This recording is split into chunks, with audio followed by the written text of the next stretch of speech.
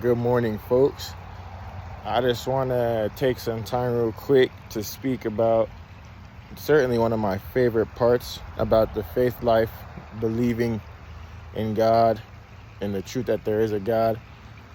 And I think if you've ever seen the movie I, Robot with Will Smith and Sonny, the robot who has the 3 laws but can choose whether or not to obey them, I think Sonny is a good representation of believers, and all those other robots who are slaves basically to the 3 laws are a great representation of people who don't believe in God and who just do what they feel like on a day-to-day basis. If they feel like cursing someone out, they curse them out, without even really taking into account the repercussions of such actions, how that could make them feel, or the person they're cursing out feel, and subsequently what kind of consequences that person who just got cursed out could inflict upon them.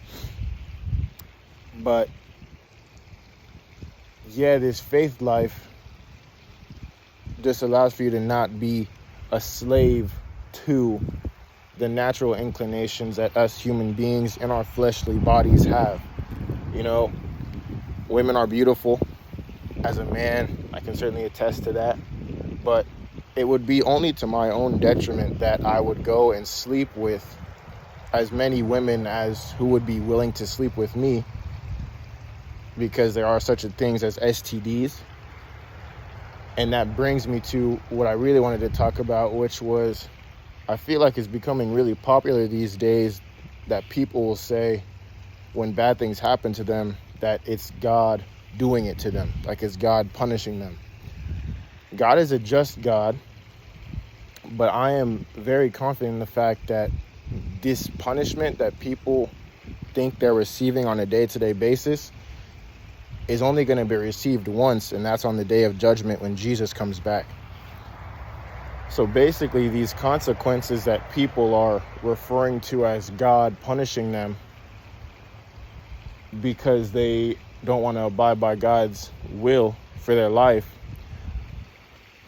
I'm 100% confident at this point in time to say that those consequences are strictly a result of the choices that they decided to make with those decisions. It's not God doing that to them. It's them doing that to themselves. It's them exercising their free will to kill someone, to sleep with someone else's wife, to whatever. And those actions thus begot them the consequences. That's why it says very clearly in the Bible that the wages of sin are death. And in the Bible, it even says, it gives a hint as to which you should choose. You should choose life, which life is begotten by obeying God's commandments and living out of love and treating people how you want to be treated.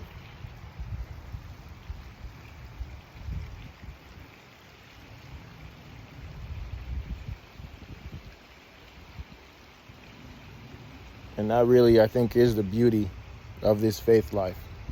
That we don't have to be slaves to every will and whim that we feel inside, whether right or wrong. We have the discernment to choose what's best, and what's best always aligns with what God says in His Word,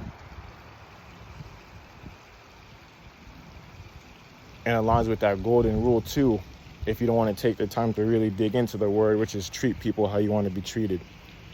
And so yeah, I just wanted to drop in real quick and say that, and have a wonderful day, everybody.